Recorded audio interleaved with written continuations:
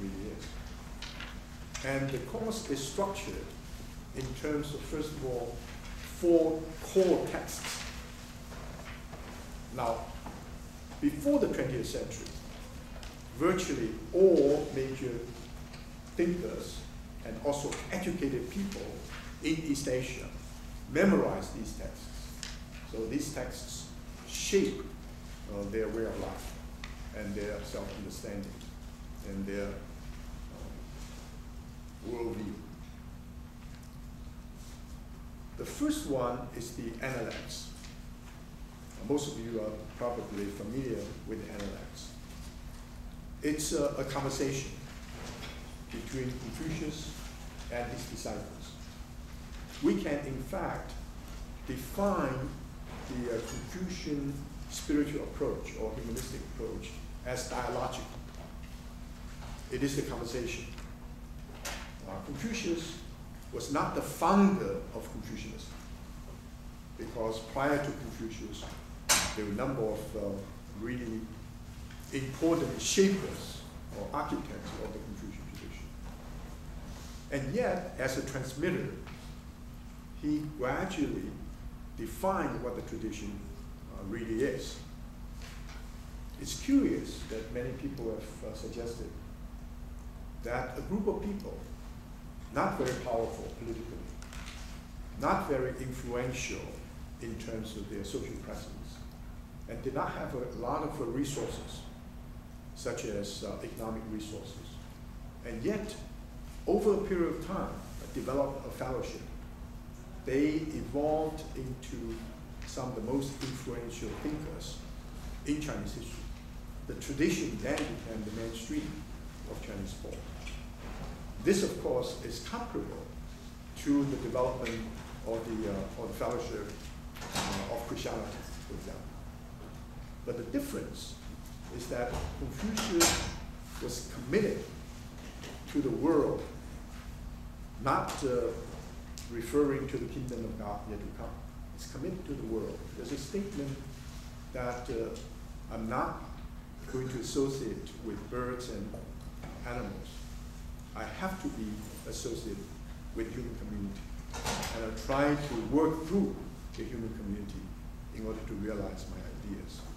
So the Analects is basically a conversation that Confucius had with his students concerning the possibility of moralizing politics.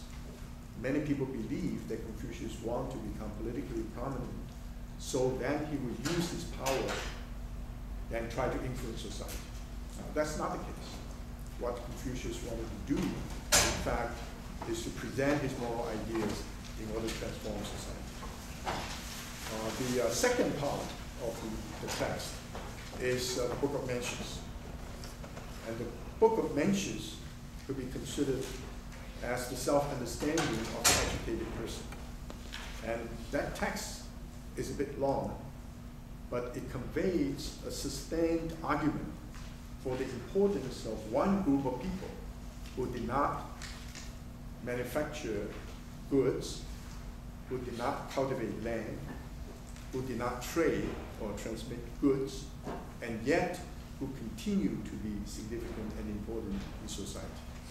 People like us in the service sector, people like us trying to create meaning for the society as a whole.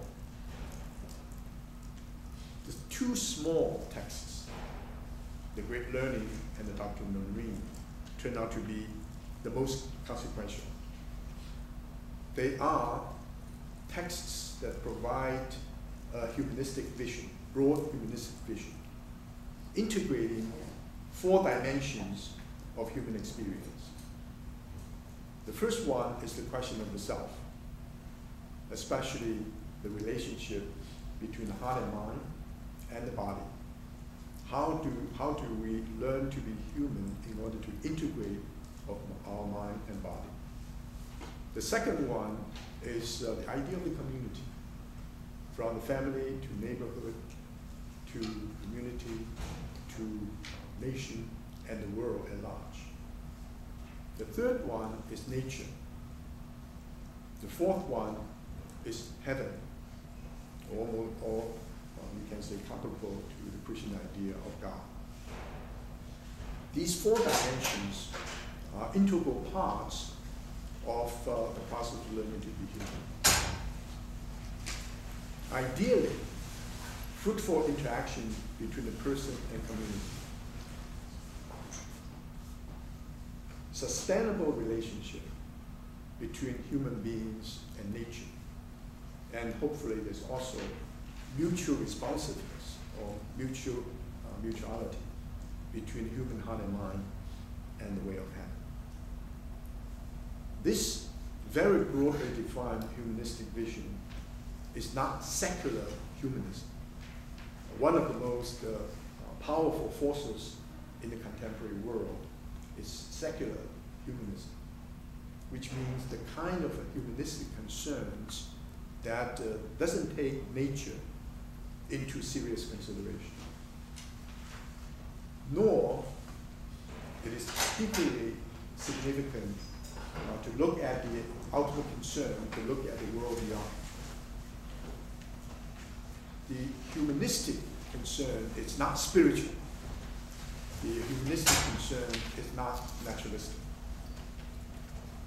Yet, from the Confucian point of view, we need to have all these four dimensions in order to cultivate the self as a social being, as an ecological being, as also as a religious being. I may give you something a bit confusing, but what I would suggest is that if that follow that line of thinking, you may be able to come up with a vision, you can say cosmological vision, that will become your own guiding principle for the way of life. And this has been discussed very, very widely. And people believe that the Confucian tradition may have been only historically significant, only important in the past. So the last part of it is an attempt to look at this tradition from human rights perspective, from ecological perspective, from the feminist perspective, and from this perspective of global citizenship. This is basically the outline of this course. And each part of it is an important or integrated part of a much larger picture. And if we focused on each of them, and we'll be able to develop from our own sense of point of view, both self-understanding and communal participation. Now, do you have any questions at this juncture?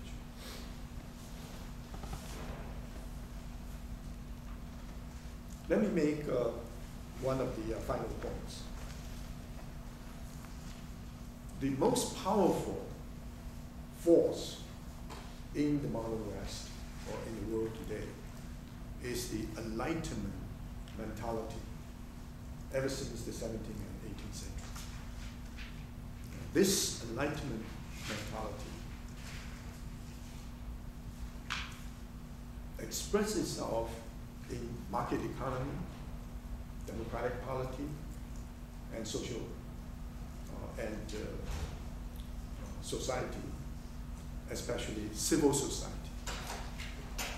And many great institutions, such as modern universities, such as global, international corporations, and such as major bureaucracies in the civil or in the military sense. These are the most powerful forces in shaping the world. And some of the basic values that we already referred to as liberty, rationality, legality, human rights, and the dignity of the individual. And the Confucian position is not necessarily to try to challenge these ideas, but to try to understand these ideas sympathetically and at the same time critically. A historical background